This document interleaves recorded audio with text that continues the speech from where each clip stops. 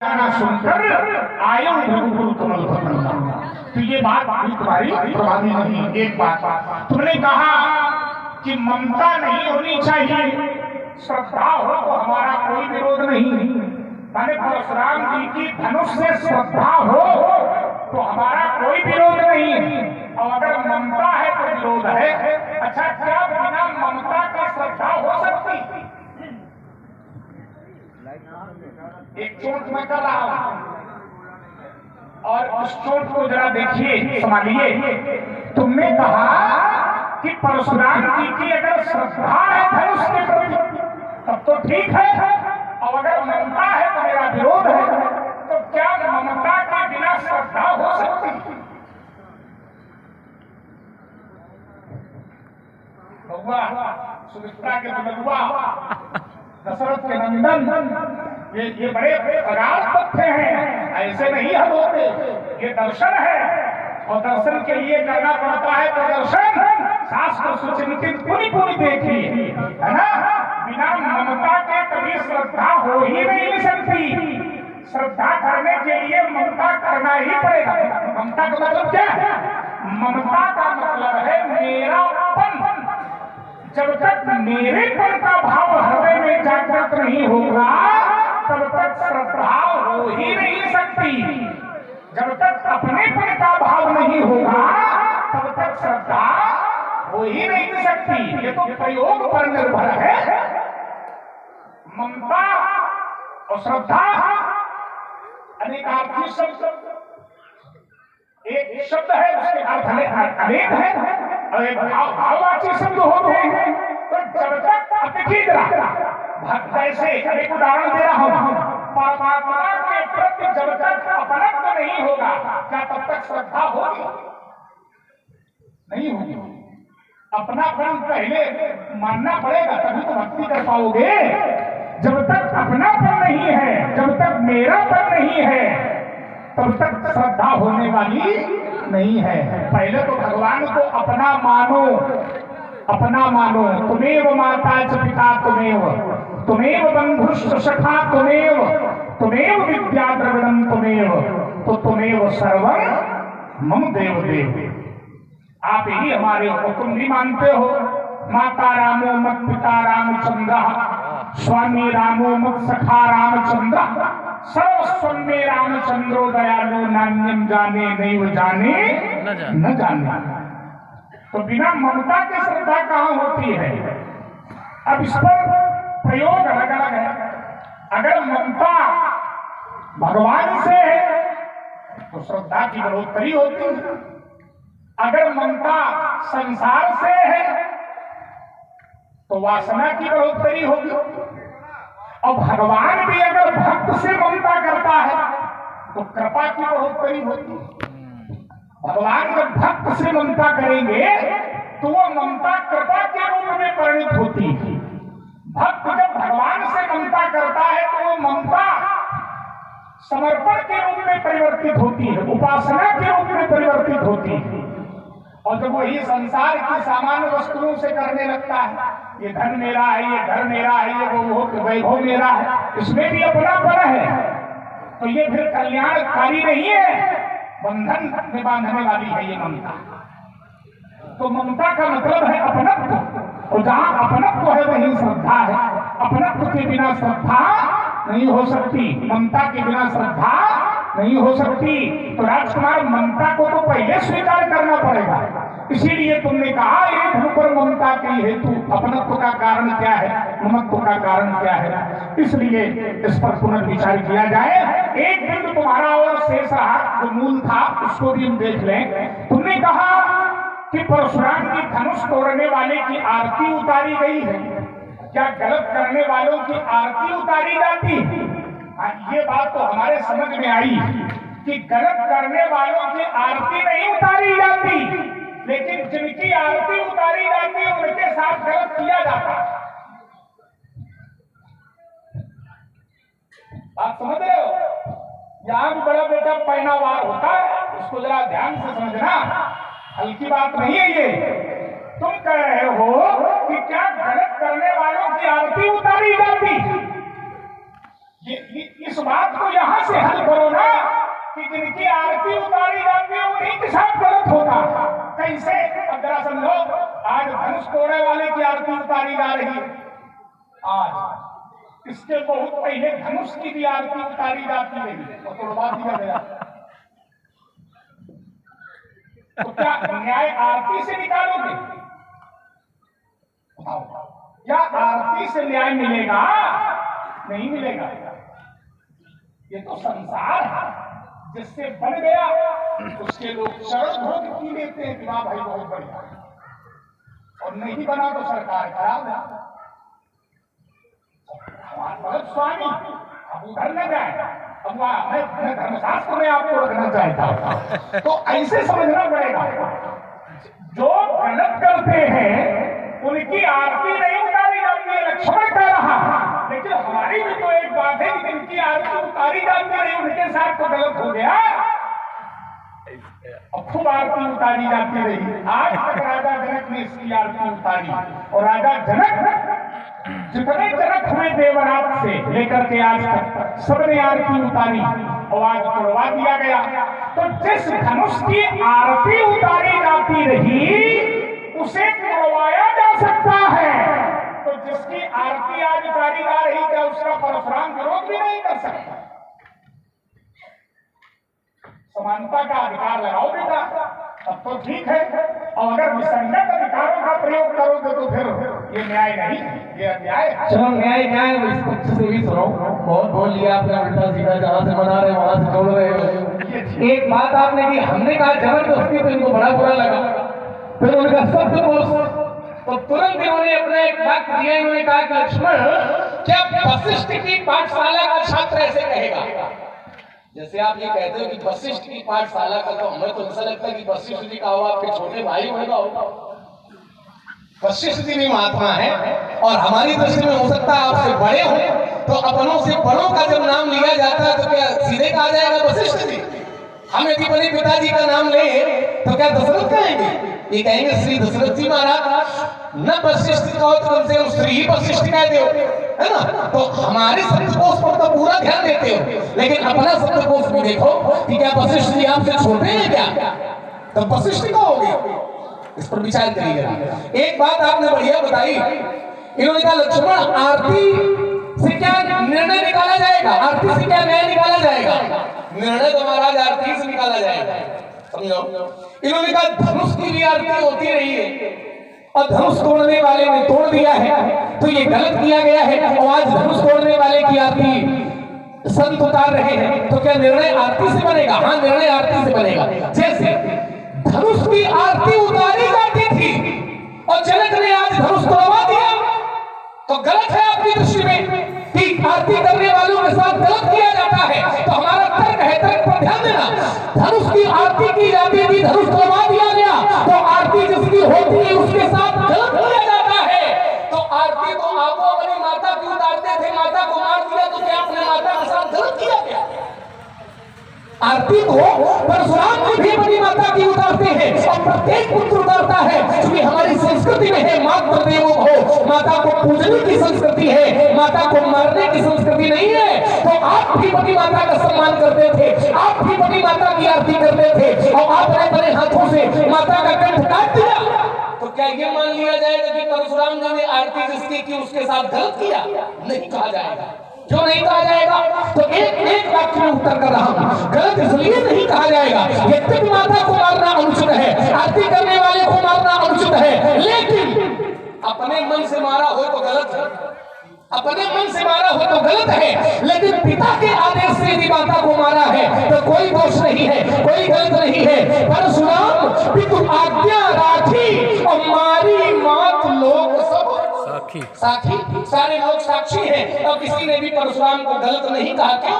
क्योंकि पिता के आदेश पर माता को मारा है। माता की रोज आरती करते थे, रोज पैर छूते थे हाथों से, और एक समय वो आया जब अपने हाथों से ही इनको अपनी माता का कंठ काटना पड़ा, जब पिता ने आदेश दिया। तो पिता के आदेश पर जब आप अपनी माता को मार सकते हो, ये गलत नहीं है। तो धनुष तोड़ने वाले ने पिता या गुरु के आदेश से धनुष तोड़ दिया, तो ये भी गलत नहीं कहा जाएगा। इसलिए हमारा वाक्य है, और यदि गलत होता तो मैंने तर्क दिया था कि साधु संत कभी गलत का साथ नहीं देते। अब आपने कहा आरती जिसकी होती है उसके साथ गलत किया जाता है, गलत नहीं किया जाता, किया नहीं जाता है। जैसा समय की स्थिति होती है वैसा ही होता है। एक समय वो था जब राधा जनक धनुष की पूजा करते थे और एक समय वो आया जब राधा जनक को धनुष खुलवाना पड़ा। तो ये कोई आवश्यक नहीं, संसार का नियम है कि जिसकी आज आरती हो रही है जीवन भर उसकी आरती होती रहेगी, कोई आवश्यक नहीं है। समय परिवर्तनशील है, प्रकृति परिवर्तनशील है। तब हमारे आचार्य कहते हैं समय समय पर होता है समय समय की बात, और किसी समय का दिन बड़ा तो किसी समय की, जब जैसा समय होता है तब वैसा कार्य होता है। लेकिन गलत नहीं कहा जाएगा, आपने किया गलत नहीं कहा गया। सारे लोगों ने स्वीकार किया कि परशुराम जी ने सही किया। और चलिए तने जजाति चौपन देऊ, लेकिन पितु आज्ञा अथ, पिता का आदेश था इसलिए कोई पाप नहीं लगा। ठीक वैसे ही धनुष तोड़ने वाले को गुरु आदेश है, गुरु आदेश पर धनुष तोड़ा है, अपने मन से तोड़ा हो तो आपकी बात स्वीकार कर ली जाएगी कि ये गलत है। लेकिन जब गुरु आदेश पर है तो यहाँ कोई गलती की गुंजाइश नहीं है। एक बात। दूसरी बात, आपने कहा कि लक्ष्मण गाय, हमने एक बात कही थी कि ग्रसित जैसे माता पिता रोग से है तो पुत्र तब तक ना आवे और माता पिता समाप्त हो जाए तब श्रद्धा भक्ति दिखावे आकर के। तो इन्होंने कहा कि क्या लक्ष्मण धनुष क्या रोगी था क्या? तात्पर्य रोगी से नहीं था। हमने तो एक उदाहरण दिया था कि माता पिता यदि कष्टित है, रोग से ग्रसित है, तो पुत्र को देखभाल माता पिता की करनी चाहिए। तो आपने कहा कि क्या धनुष रोगी था? रोगी नहीं था, लेकिन राजा जनक ने धनुष तोड़वाने का प्रण कर लिया था और स्थिति ये बनी थी भूप सहस 10 एकई 12 और लगे उठावन टरे ना तारा। 10,000 राजा तोड़ने का प्रयास कर रहे थे। तो ये अनुचित हो रहा था कि नहीं हो रहा था? धनुष एक और तोड़ने के लिए 10,000 अनुचित हो रहा था, तब परशुराम नहीं आए। तात्पर्य साफ था, जब अनुचित हो रहा था तब नहीं आए, और आए कब है? जब टूट गया है। तो जब टूट गया है तो अब बात बनने वाली का वर्षा जब कृषि सुखाने और समय चुके पूरी का पछताने। रही बात ये कि हमारी स्थिति क्या थी? भूप शेष 10,000 राजा तोड़ने का प्रयास कर रहे थे, तब आप नहीं आए। तो आपने एक बात दिया कि हमारी स्थिति उस समय क्या थी। तो एक सूत्र आपने पढ़ा, तत्वा महेंद्र निलयन तपोबल समन्विता सुरत्वाद धनुषो भेदं ततो हम रुकनागता। तो इसका तात्पर्य क्या है? परशुराम जी क्या तपस्या कर रहे थे? जिस समय राजा जनक ने प्रण किया उस समय परशुराम जी तपस्या नहीं कर रहे थे, बल्कि तपस्या के बल से समन्वित होकर के महेंद्रगिरी पर्वत पर रह रहे थे। तत्वा महेंद्र निलयन, निलयन माने रहना। जिस समय कश्यप ऋषि को आपने पृथ्वी का दान कर दिया, सो अहम गुरु वचन गुरुकुल पृथ्व्याम ना वसे निसाम कश्यपाय मया दत्ता यदा पूर्वम वसुंधरा। कि तपस्या के बल से आप समन्वित थे, ठीक है? तो तपस्या का बल जहां होता है तो व्यक्ति तपस्या के बल से तो सब कुछ जान लेता है। ज्ञानामि तपसा सर्वम त्रैलोक्ये यदि वर्तते। सारे त्रैलोक में जहां जो घटना होती है योगी तपस्या के बल से सब कुछ जान लेता है। तो जब तपस्या के बल से सब कुछ जान लेता है तो फिर तपस्या का बल लगाओ। फिर ये भुजाओं का बल क्यों लगाने के चक्कर में होगी न तुम्हारी जय सब राजा। और तपस्या के बल से सब जान लिया जाता है। मानस में एक प्रमाण भी है। शंकर जी को जब जानना होता है, एक बार माता सती ने भगवान की परीक्षा ली और परीक्षा लेने के बाद शंकर जी के पास गई समीप महेश तब हंस पूछी कुशला और लीन परीक्षा कमन विधि कहो सत्य सब बात। तो माता जी ने झूठ बोल दिया, कछु न परीक्षा लीन गोसाई और कीन प्रणाम तुम्हारे। तो भगवान शंकर ने तपस्या के बल का प्रयोग किया और तब शंकर देखे उधरी ध्याना और सती जो कीन चरित सब जाना, सब कुछ जान लिया। तपस्या का बल था, जान लिया। तो तपस्या के बल से आपको थोड़ी तपस्या का बल लगाओ, जान लो कि धनुष किसने तोड़ा है। फिर ये मार काट करने की आवश्यकता क्या है, फिर ये धरती पलटने की आवश्यकता क्या है, ये बात नहीं है। इसको आप विचार करें तो तपस्या का बल वहां लगाइए। दूसरी बात, आपने एक बात और कही कि लक्ष्मण गाय मारी जाती है, अत्याचार होता है, ब्राह्मण सताए जाते हैं, संत सताए जाते हैं, और तब भगवान आते हैं। पहले आ जाए, देखो भगवान कब आएंगे कब नहीं आएंगे ये हम नहीं बता सकते, और नहीं भी आए तो भगवान को दोषी भी हम नहीं कह सकते। समर्पता नहीं दोष गोसाई और की गाय सताई जाती है, भगवान नहीं आते हैं, ये परशुराम जी बता रहे हैं। लेकिन तुम्हारे यहाँ गाय पर अत्याचार सहस्त्रबाहु ने किया तो तुम आए कि नहीं आए, ये बताओ। भगवान का उदाहरण लगा रहे हो कि गाय सताई जाती है, भगवान नहीं आते, बाद में आते हैं। लेकिन तुम्हारे यहाँ गाय पर लेकिन आपने प्रतीक्षा नहीं की। जैसे ही आपकी जानकारी में बात आई कि गाय पर अत्याचार हो रहा है तो आप तत्काल सहस्त्र बाबू के पीछे गए और अपनी नगरी भी नहीं पहुंच पाया, आपने सहस्त्र बाबू को मार करके वापस गाय आश्रम में ले आए। तो ठीक वैसे ही यहाँ तुम लोग गाय मारी जाती है, गाय सताई जाती है, जैसे आप रक्षा के लिए आ गए। जो भक्त समर्पित होता है, अब जो गाय सताई जा रही है, संत सताए जा रहे हैं, उनका प्रारब्ध क्या रहा क्या नहीं रहा है, हो सकता है कर्म का फल भोगना पड़ रहा। लेकिन जो भक्त भगवान के प्रति समर्पित हो जाता है तो एक थाली में उत्तर है, कर्म सदा तिनके रखवारी और जिमि पालक राखे।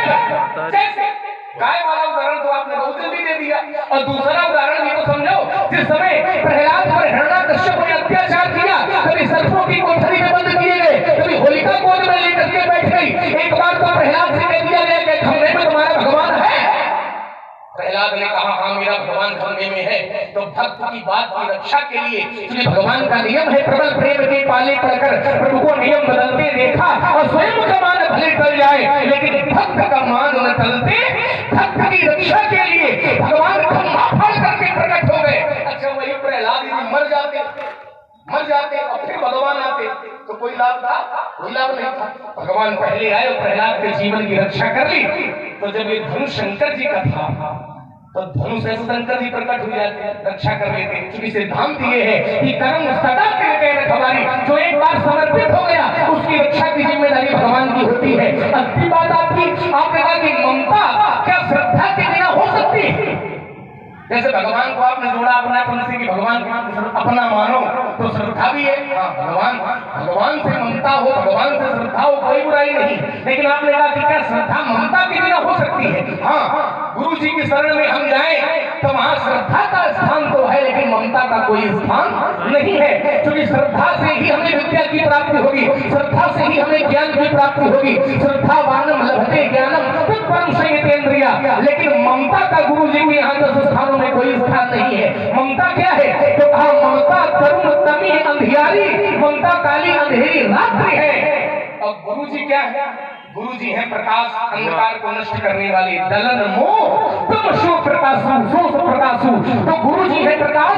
तो गुरु जी के यहाँ श्रद्धा का तो स्थान है, गुरु जी के प्रति श्रद्धा रखनी पड़ेगी, लेकिन गुरु जी के प्रति हमें ममता नहीं रखनी पड़ेगी। अच्छा, गुरु जी के प्रति यदि अपनेपन का भाव न हो तो क्या श्रद्धा कर पाओगे? मेरे गुरु जी हैं तो मेरे गुरु जी के प्रति हमारी श्रद्धा है। तो मेरे गुरु जी, ये मेरा क्या है? यही अपनापन है और यही अपनापन ही मनता है। इसमें इतना बल लगाने की, ऊर्जा लगाने की क्या आवश्यकता है? तो बड़ी हल्की बात है भाई। मैं, मेरा, तुम, तेरा, यह है कुशल मनते। अब मेरे गुरु जी जैसे लक्ष्मण जैसा उपदेशक हो तो ये कहे कि मेरे गुरु जी है, और बात बताए हमें गुरु जी से ममता नहीं है मेरे, लेकिन ममता नहीं। अरे जब मेरे हैं तो ममता तो हो ही गई, अपना तो हो ही गया कि मेरे गुरु जी हैं। अब मेरे गुरु जी के प्रति हमारी बड़ी श्रद्धा है, तो ये मेरा तन ही ममता है। उसको आप, इसीलिए तुमको शास्त्र का सहारा लेना चाहिए, लेकिन कहीं नहीं मिलेगा, है ही नहीं। इसीलिए, और मेरी बात चली गई है बेटा, चली गई तो चली गई, उसको जाने दो, उसका खंडन करना तुम्हारे बस की बात नहीं है, वरना कर पाओगे। क्यों? क्योंकि हमारी एक प्रहार तो ऐसा कर ही देते हैं जो अकाट्य हो, और वो अकाट्य हो गया कि बिना ममता के कभी श्रद्धा हो ही नहीं सकती। चाहे परमात्मा से हो, चाहे पिता से हो, चाहे माता से हो, चाहे, तुमने कहा कि गुरु जी के यहाँ ममता नहीं है, क्योंकि गुरु जी के यहाँ ममता नहीं होती है। अरे गुरु भी तो पिता है, गुरु भी तो पिता ही है, और पिता से ममता होती है। 5 प्रकार के पिता हैं संसार में, 5। कौन कौन? तो शास्त्र, और मेरी बात, मैं हर बात शास्त्र से जुड़ करके तुमको दे रहा हूं, हमारी कोई बात कल्पित नहीं है, शास्त्र से जुड़ी है। 5 प्रकार के पिता हैं, अन्नदाता, भयदाता, यस्य विद्या पयक्षक, जनिका चोपनेता पंचायता पिता है श्रोता। अन्नदाता, अन्न देने वाला, हमारा आदर पोषण करे, अन्नदाता, भयत्राता, जो भय से मेरी रक्षा करके मुझे अपने समीप रखे, ये विद्या प्रेक्षक जिसके द्वारा हमें विद्या दी जाए वो भी पिता, जनिता जिसने हमें जन्म दिया हो वो भी पिता, चोपनयता उच्छेद होगी बच्चा, उपनयता, उपनयता माने उपनयन संस्कार कराने वाला, माने जनेऊ देने वाला, यज्ञोपवीत कराने वाला वो भी पिता, पंचयता पिता, ऐसे पंचपिता स्मृता, ये 5 प्रकार के पिता होते हैं, है ना। पंचायते पिता है स्मृता, 5 प्रकार के पिता हैं। तो इन उनमें गुरु को भी पिता माना गया। और तुम्हारे यहाँ देखो विश्वामित्र को क्या कहा गया, विश्वामित्र जी तुम्हारे गुरु हैं। और क्या कहा दशरथ ने, मेरे प्राणनाथ सुख दो और तुम मुनि पिता आन नहीं। तो इसीलिए मैंने कह दिया था, ये वाक्य मेरा आत्म्य है, इस पर कोई किसी भी प्रकार का आक्षेप नहीं लगा सकते हो कि बिना ममता के कभी श्रद्धा नहीं हो सकती। जब तक मेरापन नहीं होगा, जब तक अपनापन नहीं होगा, मेरे गुरुजी, जब तक ये भाव नहीं होगा, तब तक ममता के बिना श्रद्धा प्रभावित नहीं है, प्रमाणित नहीं है। इसीलिए मैंने कहा था कि बिना ममता के श्रद्धा सत्यापित नहीं हो सकती। राजकुमार लक्ष्मण सुमित्रानंदन इस पर पुनर्विचार करिए, बोलिए। और 2 शब्द दिए हैं और उन 2 शब्दों को अगर मैं रखूं तो पहले तो समझो और समझने के बाद दार्शनिक बन करके दर्शन से उनकी विवेचना करो। प्रभोर अहम अहम प्रभु, भक्त कहता है प्रभोर अहम अहम प्रभु, इसीलिए भगवान भी कहते हैं ममई वांसो जीव लोके जीव भूता सनातना ब्रह्मवाणी, सब मम प्रिय, सब मम प्रिय। भगवान ने क्या कहा, सब मम प्रिय, मम माने सभी मेरे प्रिय हैं, सब मम उपजाए, मम उपजाए, मम माने मेरा। तो जहां मेरापन है वही अपनत्व है। अगर ये कह दें कि हमें धनुष से ममता नहीं, तो खड़े होने का कारण क्या है, ये तो हम कर रहे हैं, क्यों कर रहे हैं। अगर मेरापन नहीं है, अगर अपनत्व नहीं है, तो फिर कैसे हो सकता है, नहीं हो सकता, कोई आधार ही नहीं बनेगा। तुम्हारा भी कहीं न कहीं विरोध करने का अधिकार कारण अपनत्व ही है। धनुष तोड़ने वाला तुम्हारा अपना है, इसलिए मेरा विरोध कर रहे हो, बिना अपनत्व के विरोध नहीं है। इसलिए ये बात प्रमाणित है, उस पर अधिक प्रेक्षण करने की कोई आवश्यकता नहीं है। एक बात मैंने कहा कि श्रुत्वाद धनुषो भेदम, परशुराम की प्रण की जानकारी परशुराम को नहीं है।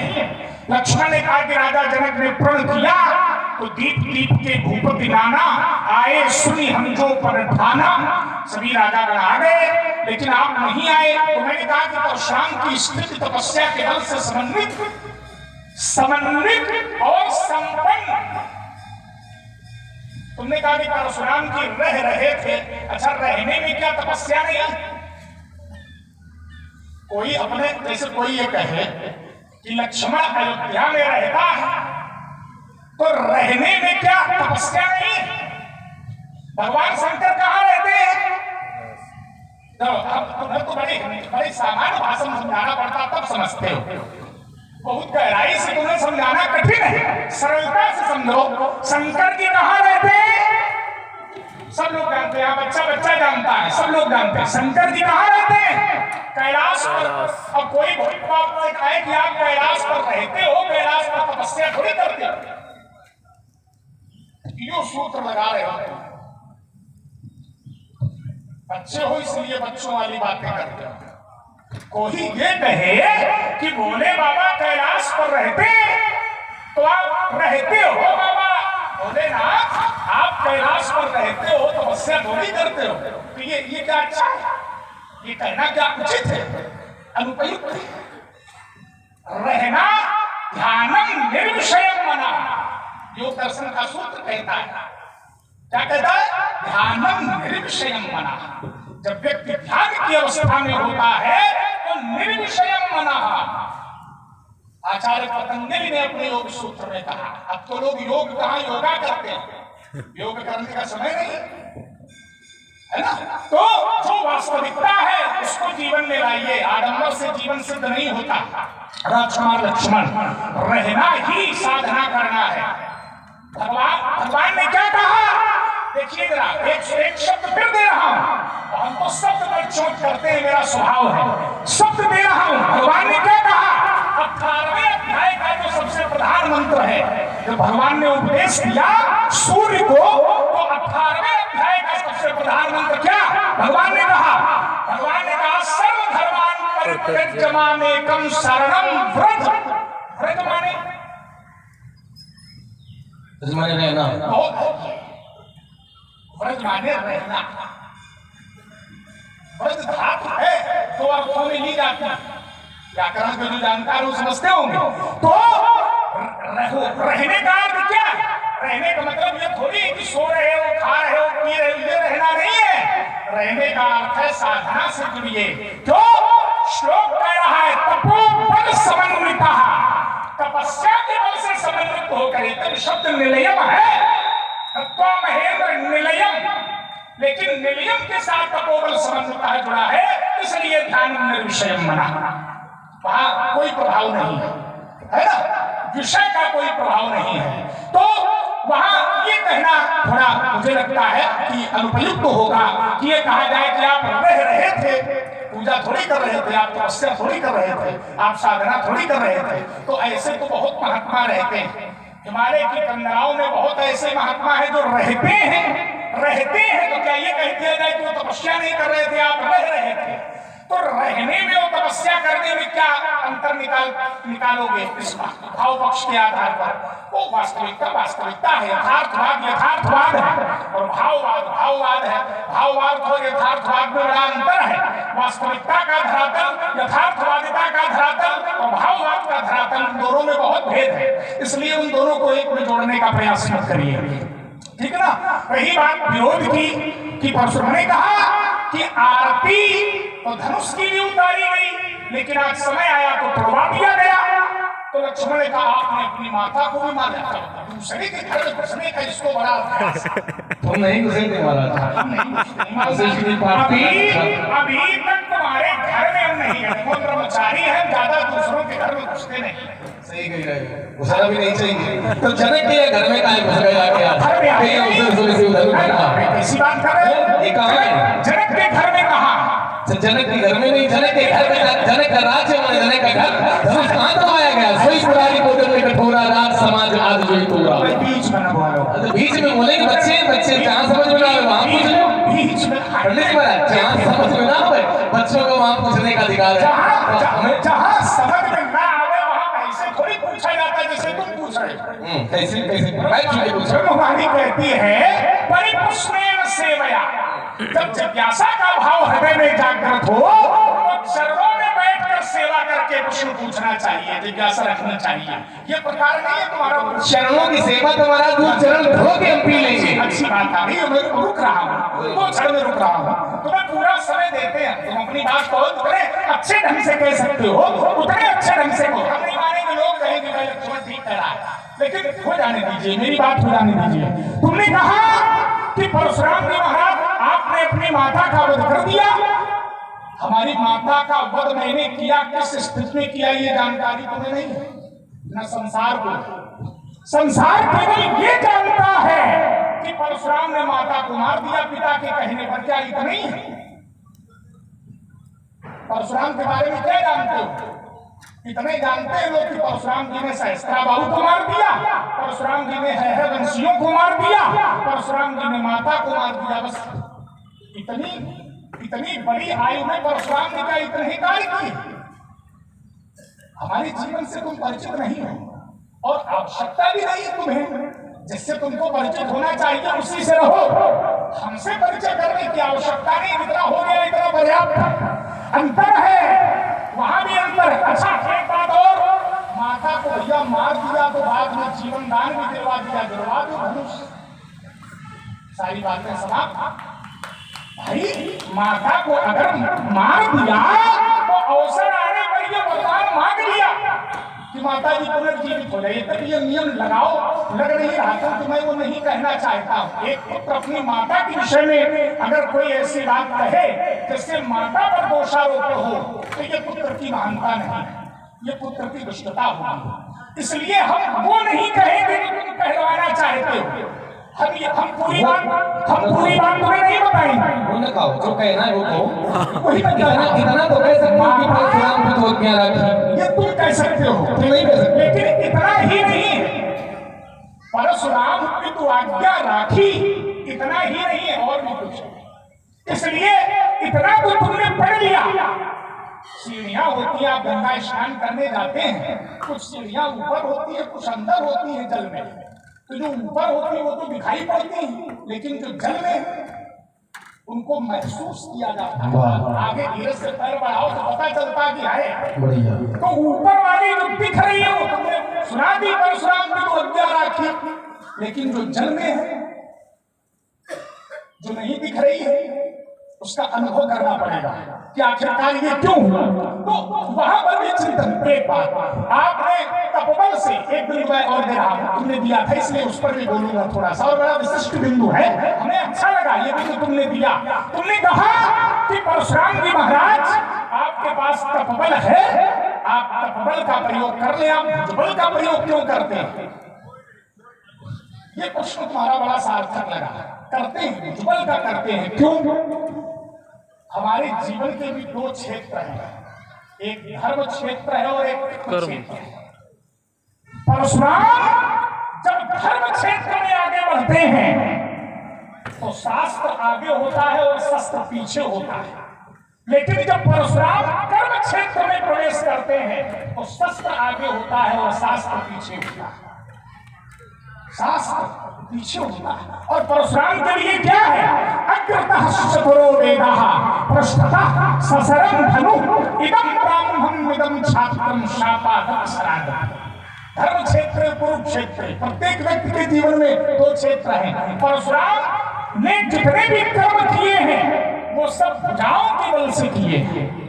मैंने अपने भुजाओं के बल से ही अनेकानेक प्रकार के कर्म किए हैं। कर्म क्षेत्र में भुजाओं का बल है। क्यों? हमारी पूज्य दादी मैया ने आशीर्वाद वरदान के रूप में मांगा था, घोरो दंड धरा पौत्रो भ्राता ते ब्रह्मवित्तमा, शास्त्र कहता है, पुराण कहता है। तो मैं उन्हीं परिचिन्हों पर चल रहा हूं जो मेरे लिए मांगा गया है, जो मेरे लिए प्रमाणित है, जो मेरे लिए प्रतिष्ठित है। इसलिए यहाँ तपोबल तो है ही, लेकिन कर्म क्षेत्र में तपोबल नहीं बल्कि भुजबल प्रधान है। इसीलिए मानस कहती है, शांत वेश करनी कठिन भरत न जाए स्वरूप और धरि मुनि तन जन वीर रस आए जा सब। बहुत महात्मा आपने देखे होंगे, लेकिन परशुराम जैसा महात्मा संसार में कोई दूसरा है क्या? कोई नहीं है। क्यों? यहाँ समत्व में विषमत्व है, समत्व में विषमत्व है, शांत भी है और कराल भी है,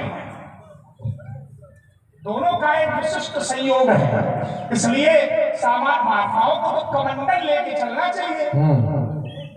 हमारे पास ज्यादा हो रहा महाराज, हमारे पास नहीं है, समझ ज्यादा हो रहा है ना, छोटी छोटी बात हमारे में से लिया करो। अब आइए, आपने एक बढ़िया बात बताई कि परशुराम शास्त्र बल का भी प्रयोग करते हैं और शस्त्र बल का भी प्रयोग करते हैं। कर्म क्षेत्र बड़े बड़े बताए हैं ना कि जहाँ कभी कोई शास्त्र आगे होता है और कभी कोई शस्त्र आगे होता है। बात ठीक है, जहाँ जिस युक्ति से काम बने उससे बना लेना चाहिए, लेकिन नियम क्या है? जो कार्य शास्त्र के बल से हो सकता है, जो कार्य शास्त्र के बल से हो सकता है, वहां शस्त्र बल का प्रयोग करने की आवश्यकता नहीं है। और सरल कर दे, जो कार्य सरलता से बन जाए उसके लिए मार काट झगड़ा करने की कोई आवश्यकता आपके पास दोनों है, और दोनों से काम किससे बनेगा? शास्त्र के बल से काम बनेगा। कैसे? क्योंकि आप मुनि हैं, सुनी मुनि बच्चन। आपने धनुष टूटने की ध्वनि सुनी तो मुनियों ने कैसे जाना कि धनुष किसने तोड़ा?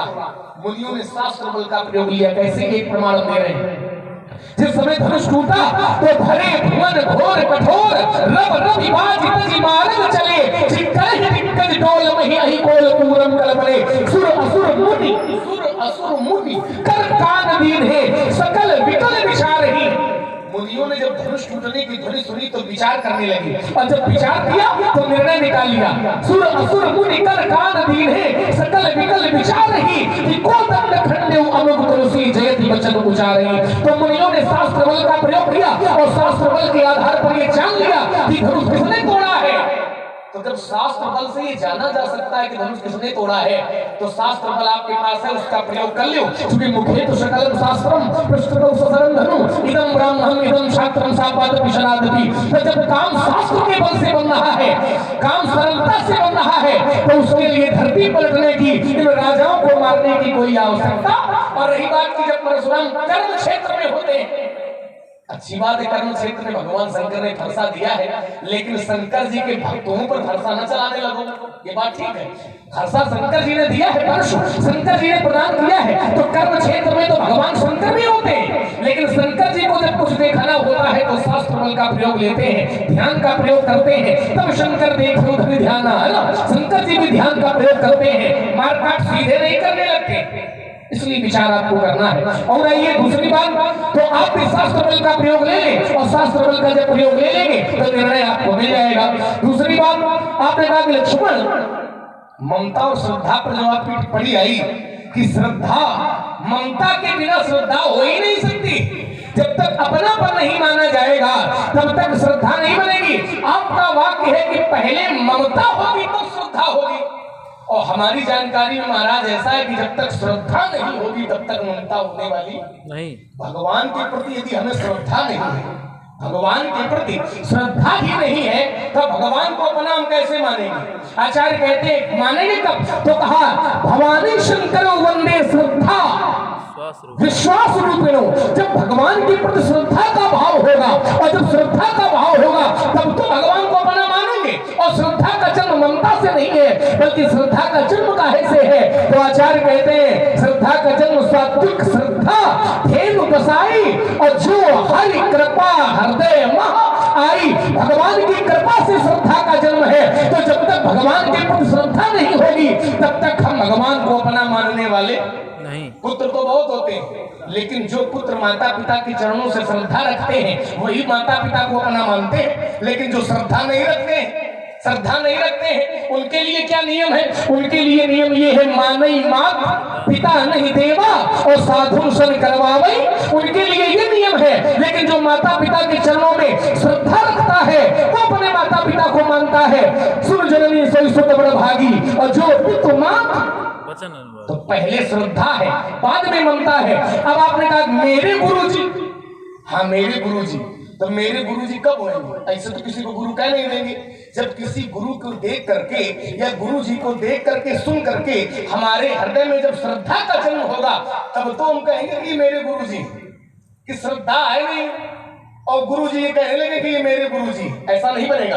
पहले भाव ये श्रद्धा का जन्म होगा, गुरु के प्रति जब श्रद्धा होगी और सेवा का भाव होगा तब ये व्यक्ति कहेगा कि ये मेरे गुरु जी हैं। तो गुरु के यहाँ श्रद्धा का तो महत्व है, लेकिन ममता का गुरु जी के यहाँ कोई महत्व नहीं है। क्योंकि अच्छा गुरु जी देते क्या है? ज्ञान।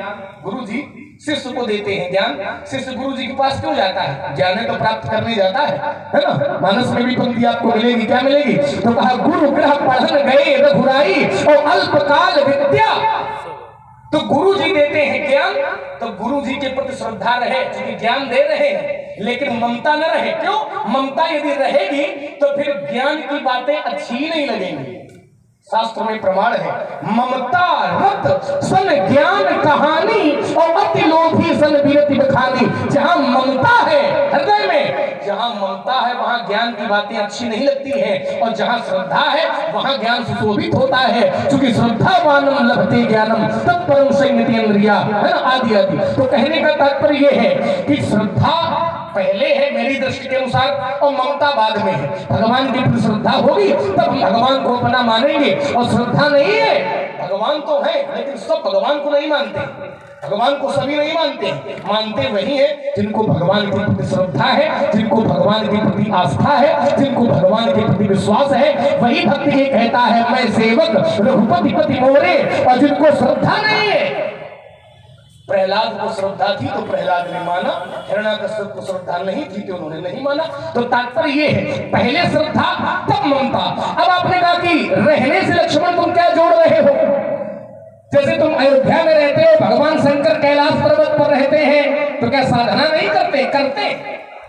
लेकिन आप जिस समय रह रहे हो और साधना शब्द भी जोड़ोगे कि साधना करते, चलो आपने की बात हम मान लेते हैं कि परशुराम जी महेंद्र पर्वत पर रहते हैं, साधना करते हैं, इसलिए नहीं आ पाए।